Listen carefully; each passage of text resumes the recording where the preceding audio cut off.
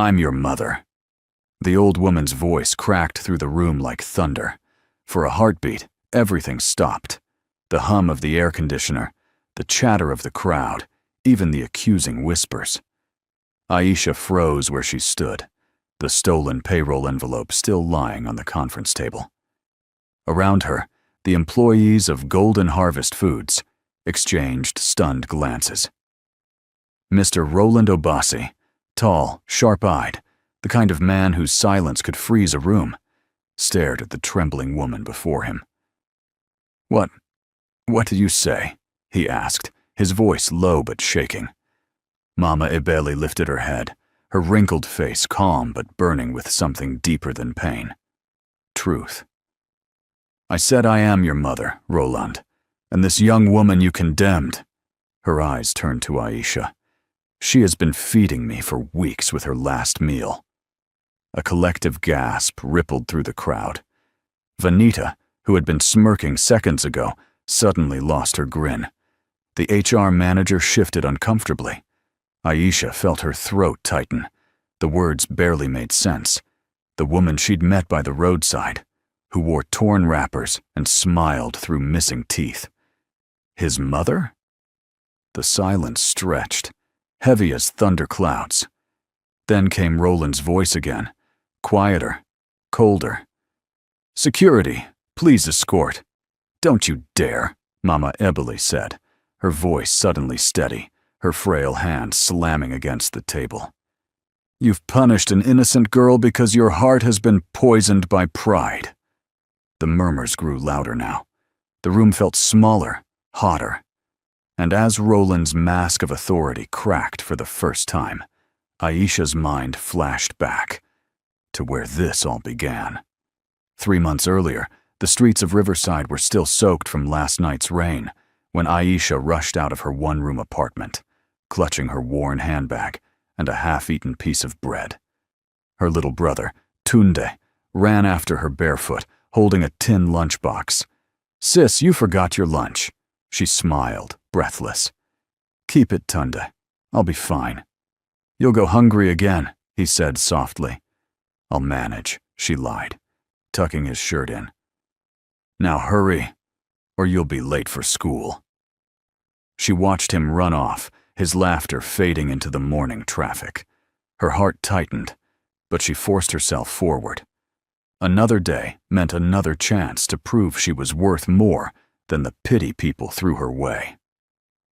The buses honked, street vendors shouted, and the world moved like a storm around her. By the time she reached Golden Harvest Foods, her uniform was damp with sweat. Inside, the packaging machines roared.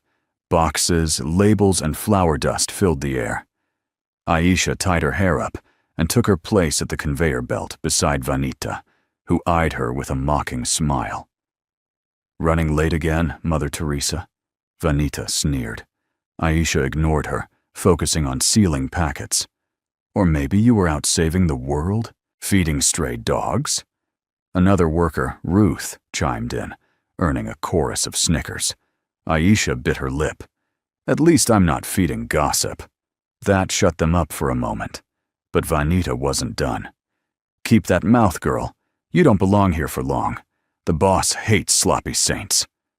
"The boss hates everyone," Ruth muttered. Vanita smirked. "Except me." They all laughed. Aisha said nothing. She'd learned that silence was safer than pride. Still, her chest burned with anger. If only they knew how many nights she went hungry, how hard she fought to keep Tunde in school. At lunch break, she slipped out to the roadside stall, where she bought a bowl of rice and stew. She was halfway through eating when she noticed the same old woman she'd seen before sitting by the gutter. Frail, gray-haired, clutching her wrapper against the cold wind. No one looked at her. Some people even stepped around her, as if she were invisible. Aisha hesitated. The food wasn't much, and Tunde would need dinner later. But something inside her wouldn't let her walk away. She walked over, squatted, and held out the plate. "Here, Mama. Eat." The woman blinked, her eyes sharp despite her age. Child, this is your food. I can get another one. You're lying, Mama Ebele said, smiling faintly. But God bless the liar who gives with an empty plate. Aisha laughed softly. Then bless me double. They ate together silently, the old woman savoring every bite. When they were done, Aisha stood to leave. Wait, Mama Ebele said, reaching for her hand. Don't let the world make your heart hard. Promise me that. Aisha nodded. I promise. That evening, as she walked home, the smell of bread from the street vendors filled her nose, but she had no money left. Tunda was already asleep when she got home. She kissed his forehead and sat by the window, whispering, Maybe kindness is the only wealth we have. Days turned into weeks. The routine stayed the same. Work, mockery, exhaustion, and the small joy of sharing food with the strange old woman by the roadside. Aisha never knew her name. Mama Ebele never asked for pity. Their bond was quiet, steady, and unseen. But not everyone was blind. Vanita noticed, and she didn't like what she saw. One morning, while the team prepped for shipment deadlines, Vanita leaned close to Ruth. Watch this. The saint feeds beggars and still gets praised. Let's see how she handles real hunger. That same week, payroll money vanished from the office safe. Panic spread. HR began questioning workers. Vanita's voice was the loudest in the whispers. I saw Aisha near the admin block, she said. She looked nervous. Roland Obasi summoned Aisha to his office. She stood trembling as he closed the door behind her. You know why you're here, he said, not looking up from his files. No, sir. An envelope containing N150,000 disappeared. Witnesses say you were in the area. That's not true, she said quickly. He raised his eyes slowly, piercing. I run this company on trust, and trust has been broken. I didn't take anything. Then how do you explain the witnesses? I can't, sir. But I know I'm innocent. Roland leaned back. Innocence without proof is just noise. Tears welled in her eyes. Please, sir.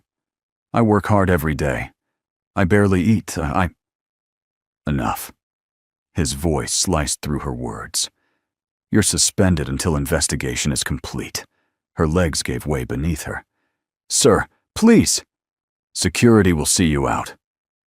When she turned to leave, she caught a glimpse of something strange on his desk, a framed picture of a younger woman.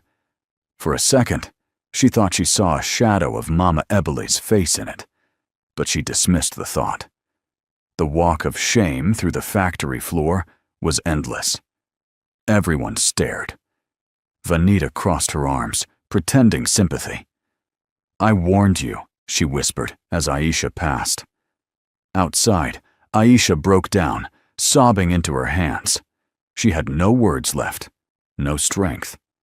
Later that evening, as she passed the roadside where she used to meet Mama Ebele, she saw the spot empty. The bench was bare. Her chest ached. Even you're gone, she whispered.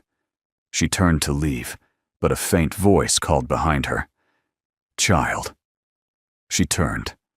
Mama Ebele stood there, holding a small umbrella, her eyes wet. What happened? She asked softly. They said I stole money. They suspended me. Mama Ebele sighed deeply.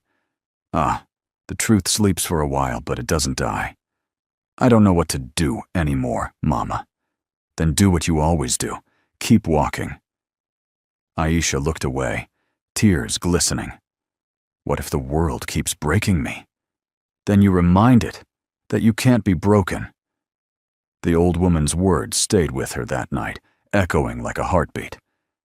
If you're watching this now, remember, sometimes the people we help are the ones destiny sends to rewrite our lives. Don't go anywhere, because what happens next will shock you. And if this story has already touched you, hit that subscribe button and drop a comment about a time kindness changed your path. You might inspire someone today. The next morning, The city moved on, as if nothing had happened. But for Aisha, every sound felt like mockery. The chatter of buses, the laughter of vendors, the rhythm of life she no longer belonged to. Rent was due. Her food stock was gone. Tunde's school fees loomed like a shadow she couldn't outrun. She stood by the cracked window of their small room, staring at the market below, trying to hold herself together. Tunde stirred from the mat. "You didn't sleep again." Aisha forced a smile. "Sleep ran away. I'll catch it later." He sat up. "You'll go back to work today." Her heart clenched. "No, baby. They asked me to stay home." "For how long?" She didn't answer. He watched her quietly, sensing what she was trying to hide. "You didn't do anything wrong." Aisha looked at him, tears burning behind her eyes. "Sometimes, doing right still costs you." He stood, small but brave, and wrapped his arms around her waist. "Then I'll share the cost." She hugged him back, her body trembling. "You're too young to talk like that." Tunde grinned. "Then you're too strong to give up." His words cracked something in her chest, a warmth she hadn't felt since her mother died. Later that afternoon, Aisha left the house, walking aimlessly until she reached the roadside bench again. Mama Ebele was already there, peeling roasted groundnuts and humming an old tune. "You came," the old woman said without looking up. "I didn't know where else to go," Aisha said softly. Mama Ebele smiled faintly. "The road doesn't judge who walks it. Sit." Aisha sat beside her. "I wish life rewarded good people." "It does," Mama Ebele replied, "but not always with comfort. Sometimes it rewards with strength." Aisha chuckled sadly. "Strength doesn't pay rent." "Ah," Mama Ebele sighed. "But it pays the price of surviving until blessings arrive." They sat in silence for a while, watching cars rush past. The sun was cruel that day, and the smell of roasted corn filled the air. Finally, Mama Ebele turned to her. "Have you ever asked yourself why pain visits good hearts?" Aisha looked at her, puzzled. "Because the world is unfair?"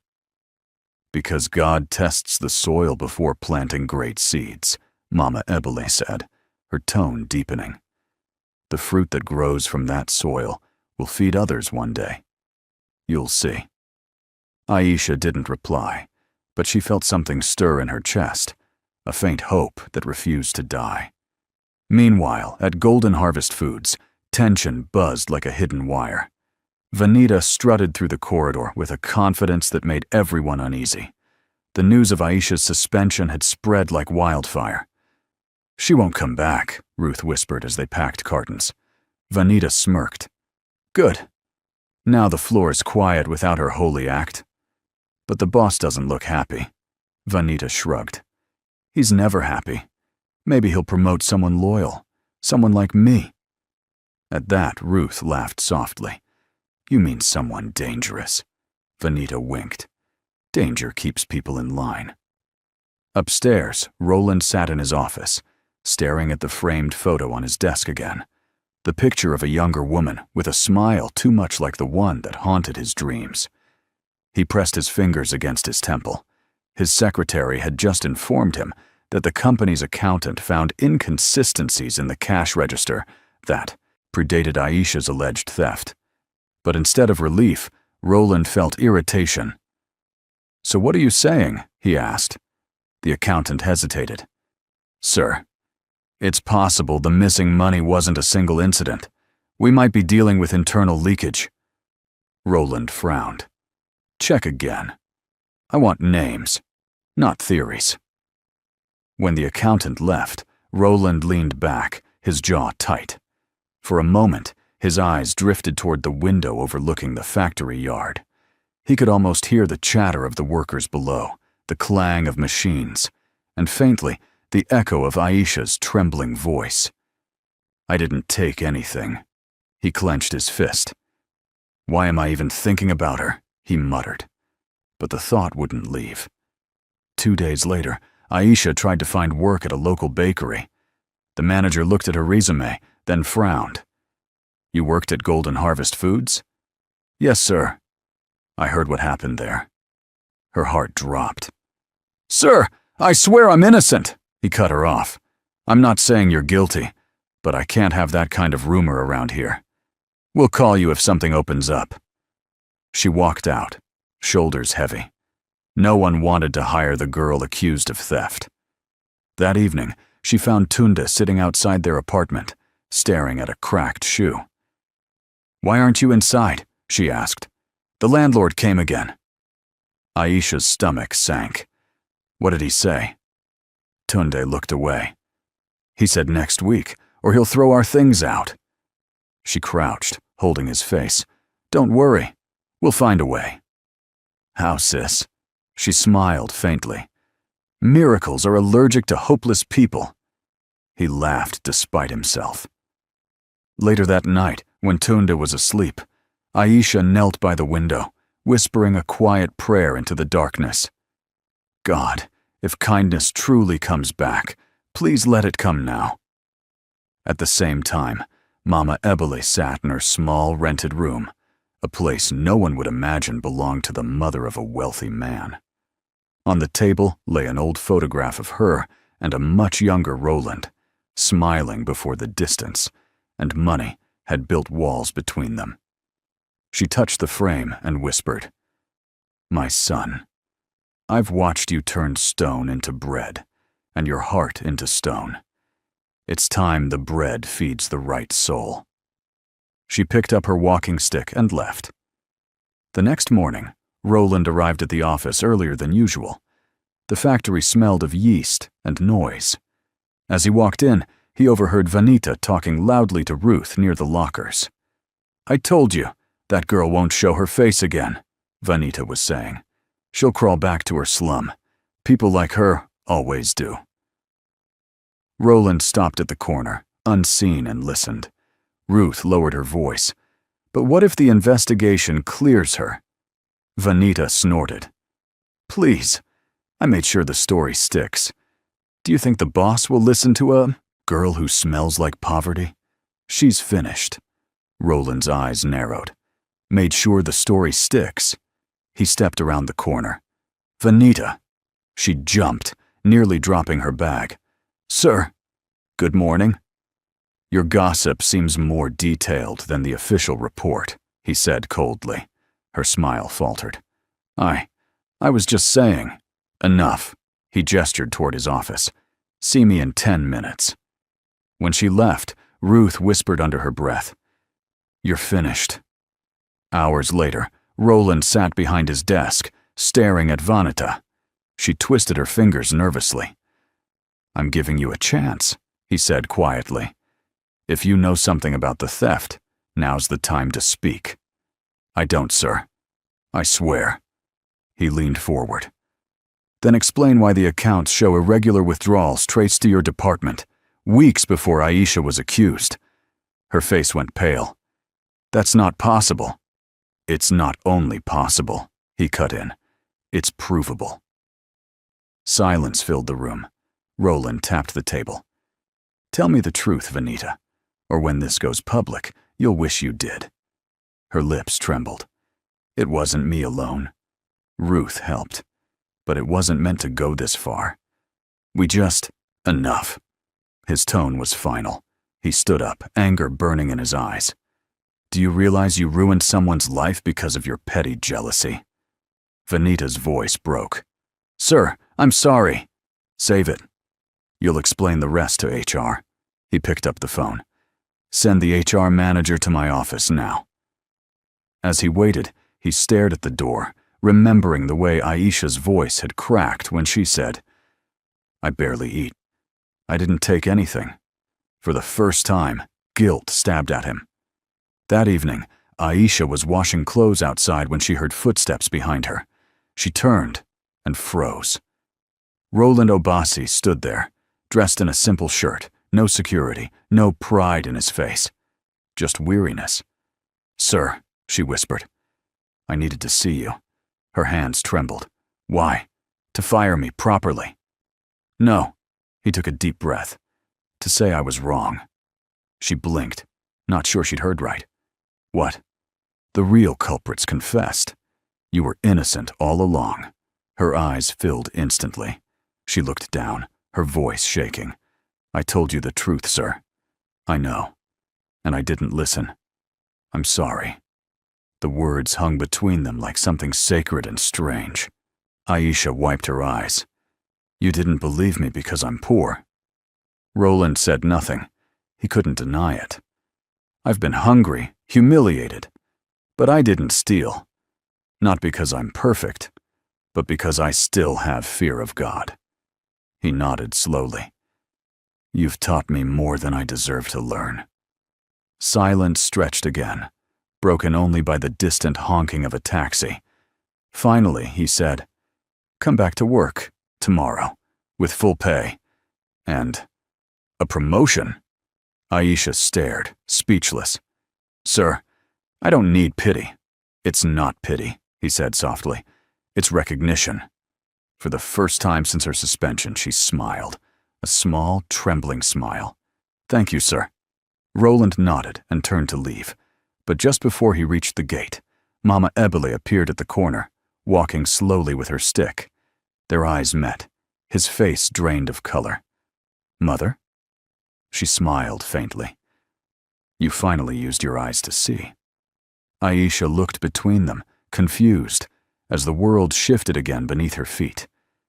If you're still watching this story right now, don't blink, because the truth that's about to unfold will test loyalty, forgiveness, and fate itself. And if you're feeling the emotion already, hit that subscribe button and drop a comment about how truth always finds its voice. Let's keep this circle of kindness growing. Aisha's chest tightened as she watched Roland and Mama Ebele exchange a look that carried decades of unspoken words. Her mind raced. What is really happening? Mother? Roland's voice cracked, a mix of disbelief and longing. Is this real? Mama Ebele's hands trembled slightly as she touched his shoulder. It is real, my son. Realer than the lies you believed, the suspicions that poisoned your heart, and the anger you carried for all these years.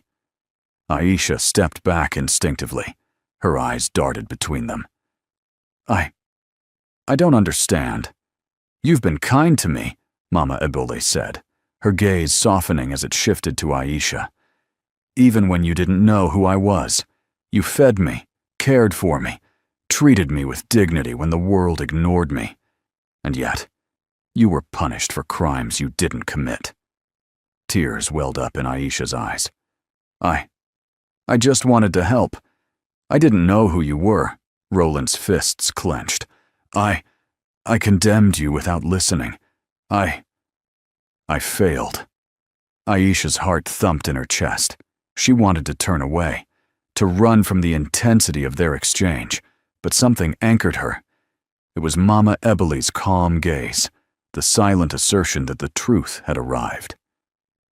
You see, Roland, Mama Ebele continued, kindness cannot be measured by status, or wealth, or appearances. Aisha showed you the kind of integrity you have long forgotten to see. Roland swallowed hard. His mind raced with memories he had buried. His mother's laughter, her soft voice before he had grown too proud to care. The warmth of a love he had replaced with suspicion. Aisha finally spoke, her voice barely above a whisper. Sir, Roland, I'm not asking for anything. I want to live with dignity. That's all I ever wanted. Roland's eyes softened, guilt and awe battling for dominance in his gaze. I will make this right, he said finally, his voice steady but raw. Tomorrow, you return to work, and I will personally ensure that your reputation is restored. No one will speak against you without consequence. Aisha's lips trembled as a faint smile crossed her face. Relief washed over her like a sudden rain. but there was still disbelief in her tone. You really mean it?" Roland nodded, but it wasn't pride in his words. It was humility. For the first time, he felt the weight of his position in a different way. Responsibility, not authority, pressed down on him. Mama Ebele, sensing the fragile reconciliation, gave a small nod. "The truth has a way of unveiling itself, my son, and sometimes it needs a heart as pure as hers to remind us what we've forgotten." The following morning, Aisha returned to Golden Harvest Foods.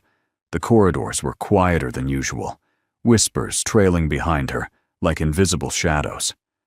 Vanita and Ruth exchanged uneasy glances, their smirks gone, replaced by nervous shuffles. Roland met her at the factory entrance. "Aisha," he said softly, "welcome back. You've been through enough. Today, we start setting things right."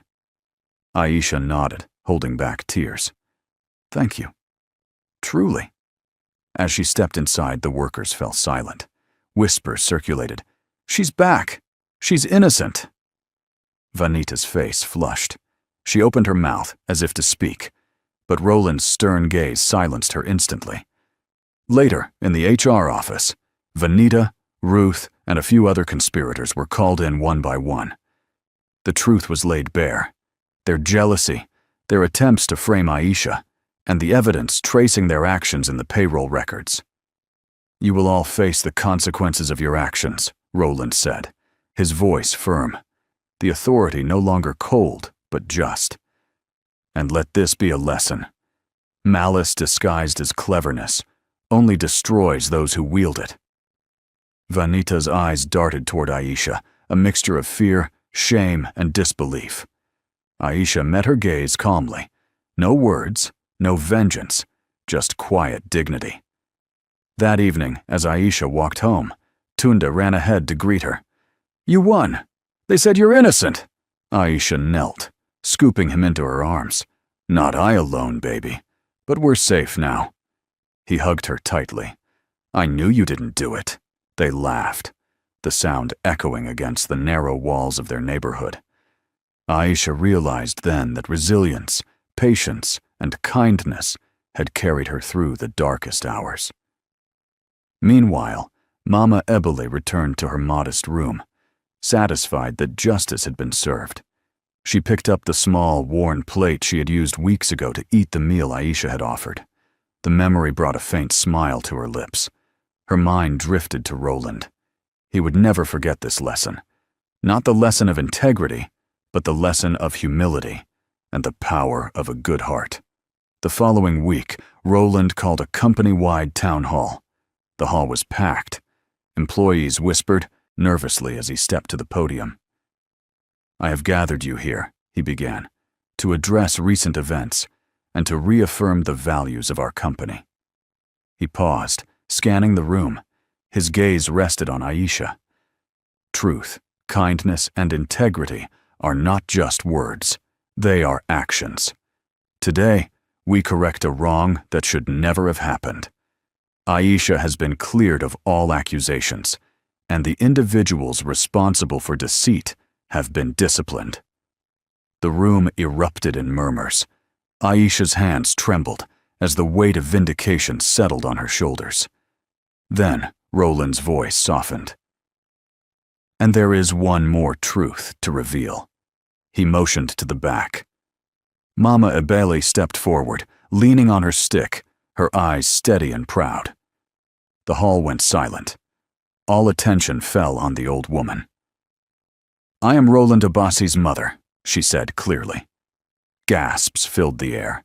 Murmurs grew louder. "And this young woman," she gestured to Aisha, "has shown the kind of kindness that even my own son had forgotten existed. She has been feeding me, comforting me, treating me as family, while the world cast her aside." The employees stared, wide-eyed, some whispering apologies under their breath. Roland's face turned pale, then softened with awe. He stepped forward, bowing his head slightly in acknowledgement to his mother, and then to Aisha. Your courage, your honesty, and your heart have reminded me of who I should be," he said to Aisha, "and for that, I am eternally grateful." Aisha's lips quivered. She looked down, tears spilling freely now, not from despair, but from relief and joy.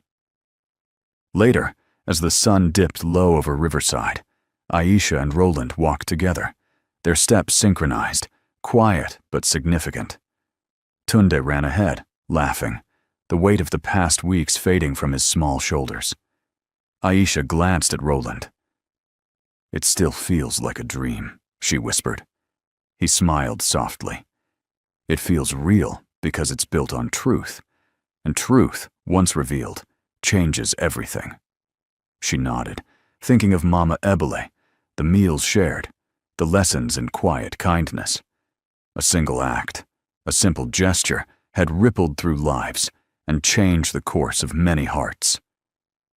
"You taught me more than I could have imagined," Roland said, breaking the silence, "about patience, humility, and the courage to care when it's hardest to do so."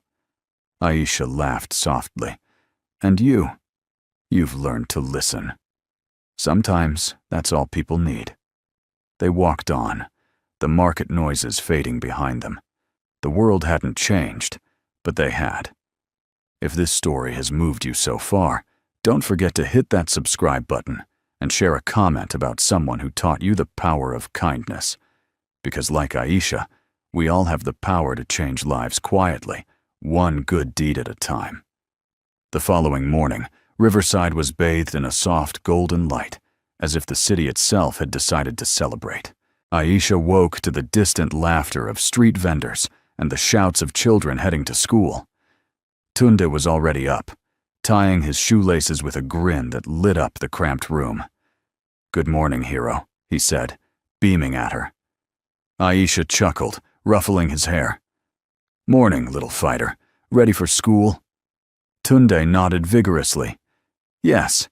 And you, sis? Ready to conquer the world again?"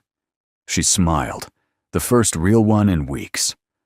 "I'll try," she whispered, feeling a weight lift from her shoulders. At Golden Harvest Foods, the atmosphere was palpably different. Workers no longer whispered with suspicion.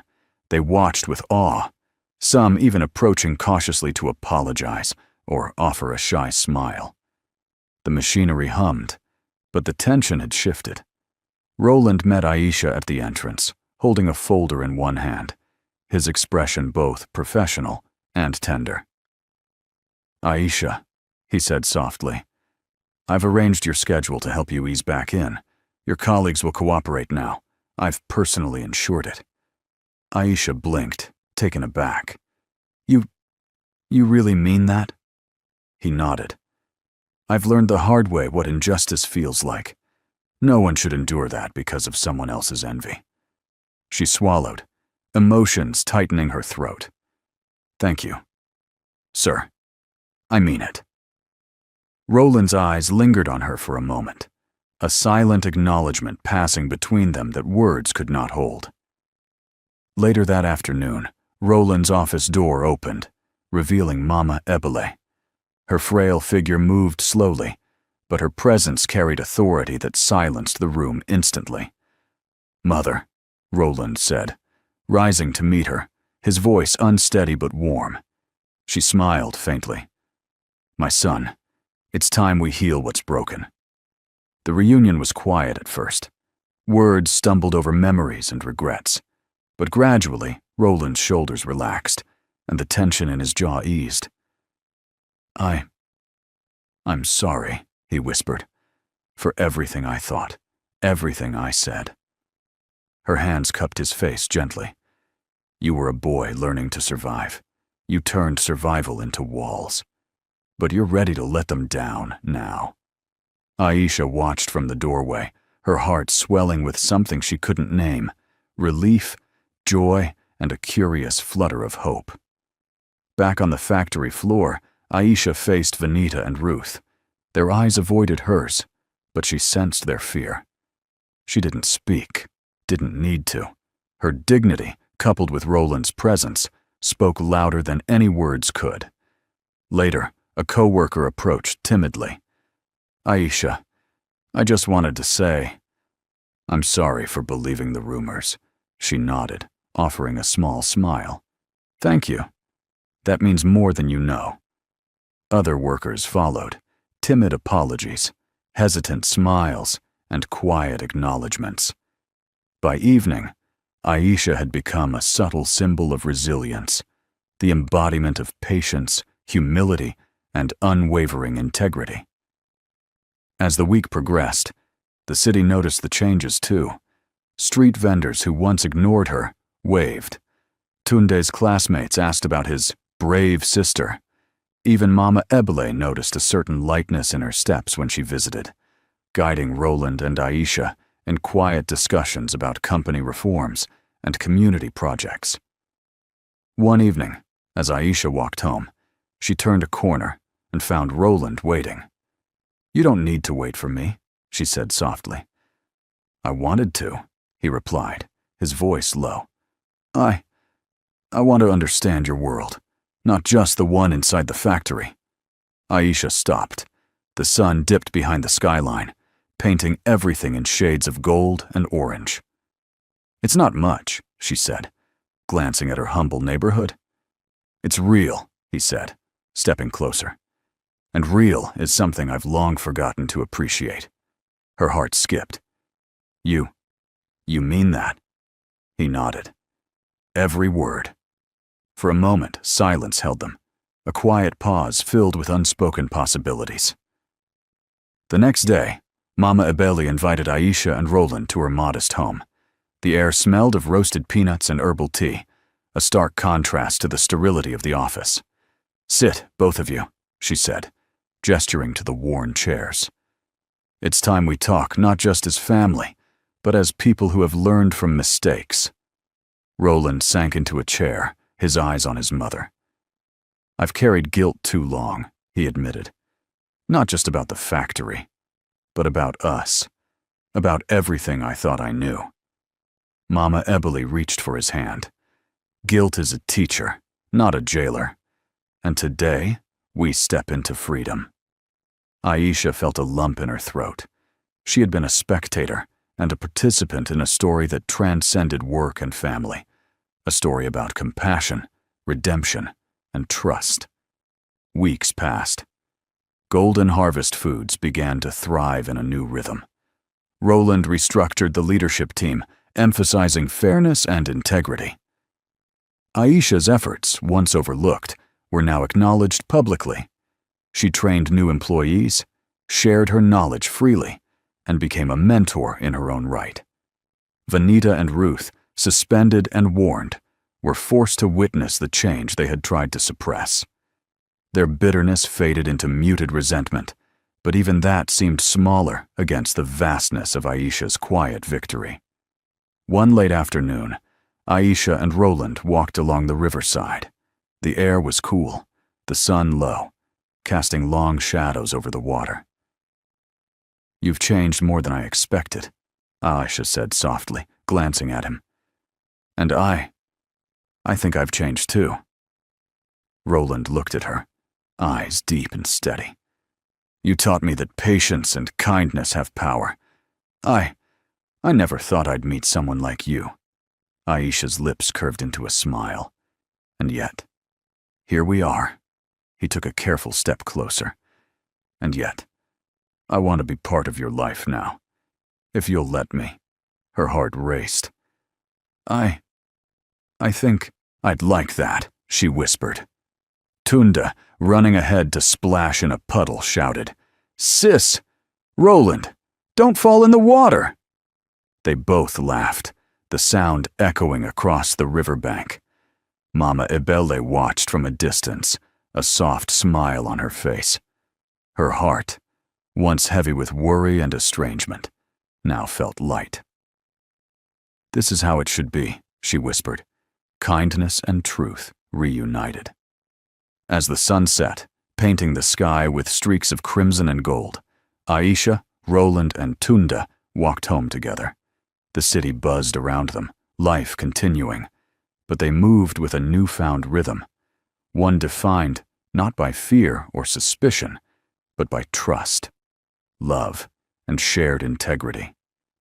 And somewhere in the back of her mind, Aisha thought of all the small acts that had led her here.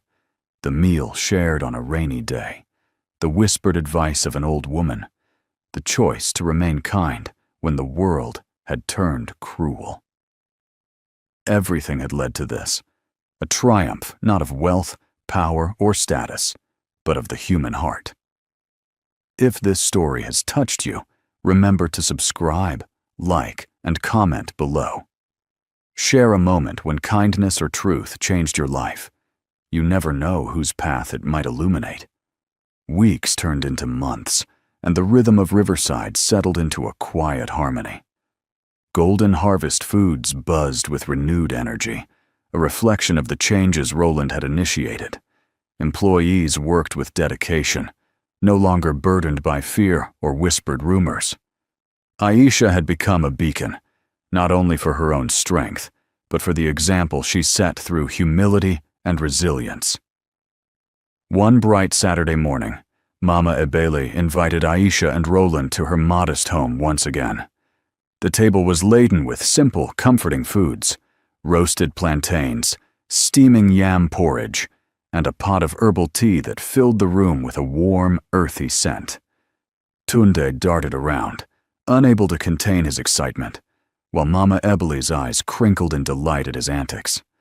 "Sit," Mama Ebele said, gesturing to the worn wooden chairs. "There is something we must discuss before the next step begins." Aisha and Roland exchanged a glance, both sensing the weight in her voice. Roland took a seat, his hand resting lightly on Aisha's. "What do you mean, Mother?" Mama Ebele leaned back, folding her hands over the stick she leaned on. "Life has taught us many lessons, Roland. Pain, regret, pride, and misjudgment have been teachers for you. But now, there is room for joy. True joy, built on love and honesty." Aisha tilted her head slightly. "Are you saying—" Mama Ebele smiled softly. "Yes, it is time to celebrate what has been restored. Not just your relationship, Roland, but the bonds that kindness and truth have created." Roland's brow furrowed, his voice a whisper. "You mean a wedding?" Mama Ebele's eyes twinkled. "Yes, and I can think of no one better than Aisha to stand beside you." Aisha's heart raced. She had dreamed of this moment in small, quiet imaginings, but reality felt surreal.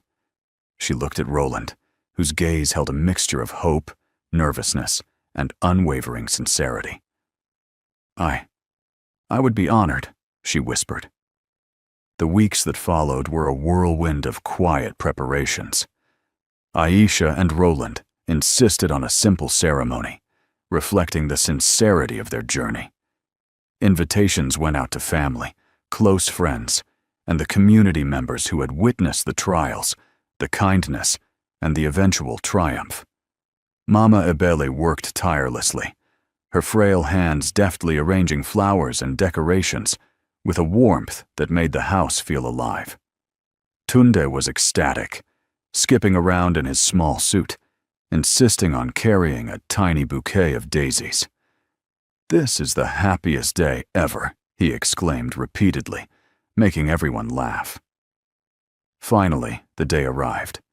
Riverside streets were bright with the golden sunlight that seemed to bless the occasion. The small hall where the wedding would take place was filled with people who had been part of their journey: employees from Golden Harvest Foods, neighbors who had seen Aisha's unwavering patience, and friends who had supported her quietly. As Aisha walked down the aisle, she caught glimpses of familiar faces, some wary at first, now filled with admiration and love. Roland waited at the front, his eyes reflecting every emotion Aisha felt: awe, gratitude, relief, and love. Mama Ebele stood beside him, her eyes glistening. "You see, my son, the heart that judges too quickly misses the truth, but when it opens, it finds the goodness that was always there. The vows were simple but powerful. Roland's voice shook as he spoke. Aisha, you have shown me the strength of humility, the courage of kindness, and the depth of truth. I promise to honor, protect, and cherish you, for as long as we both shall live. Aisha's response was steady, her voice clear and warm. Roland, you have learned to see beyond appearances, to value integrity, and to embrace love with an open heart. I promise to walk with you, to stand beside you, and to nurture what we build together. Tears streamed down faces in the audience, and Tunde clapped with uncontainable joy, shouting, "Hooray! My sister is married!" The ceremony concluded with laughter, hugs, and applause. But the true celebration lay not in the flowers or the ribbons. It was in the quiet acknowledgement that love, patience, and integrity had triumphed over envy, suspicion, and cruelty. After the ceremony, Aisha and Roland took a quiet moment by the riverside. The water shimmered under the late afternoon sun, reflecting the golden hues of a day full of hope. "You know," Roland said softly, "I used to think life was about power and control. Now I see it's about kindness and trust, and you've taught me that." Aisha rested her head lightly on his shoulder. "And you've shown me that people can change, Roland, that even hardened hearts can open to love and truth." He kissed her forehead gently. "I don't ever want to forget this lesson. Or you." Meanwhile, Mama Ibele watched from a distance, a soft smile tugging at her lips. She remembered the rainy afternoons when Aisha had shared her humble meal, the quiet words of encouragement, and the unwavering compassion that had guided her decisions. She whispered to herself, "The seeds were planted well. May they grow strong and bear fruit for many generations." Back at Golden Harvest Foods, the atmosphere had shifted permanently. Employees who had once whispered and gossiped now worked with sincerity, inspired by Aisha's example. Vanita and Ruth, having served their suspensions, returned quietly, their pride diminished and hearts humbled. Even they found themselves reflecting on the consequences of envy and malice. Roland implemented several programs for community outreach and mentorship, emphasizing fairness and opportunity. Aisha led initiatives to provide food for the elderly and to support struggling families, inspired by her experiences with Mama Ebele. Her small acts of compassion had multiplied, now touching countless lives across Riverside. Even in quiet moments, Aisha reflected on her journey. The hunger, the humiliation, the quiet hope, and the relentless perseverance. She realized that every small decision, every meal shared, every act of kindness had rippled outward to create change far beyond what she could have imagined. Months later, as Aisha tucked Tunde into bed, he whispered, "Sis, do you think we'll always be this happy?" Aisha kissed his forehead. "Happiness isn't a constant, baby, but kindness, honesty, and love, they create moments like these that last forever. We'll always have them." The final chapter of their story was not one of wealth or grandiosity, but of hearts transformed, lives touched, and the quiet knowledge that goodness, when nurtured, never goes unnoticed. As night fell over Riverside, the city seemed to breathe with a new rhythm, one where truth, integrity, and compassion carried more weight than suspicion and envy ever could. And in their small home, filled with laughter and warmth, Aisha, Roland, and Tunde settled into a life defined not by what the world gave them, but by what they gave in return: love, kindness, and unwavering integrity. If this story has inspired you, don't forget to subscribe, like, and share in the comments a moment when kindness or truth changed your life. Every act, no matter how small, has the power to rewrite destinies.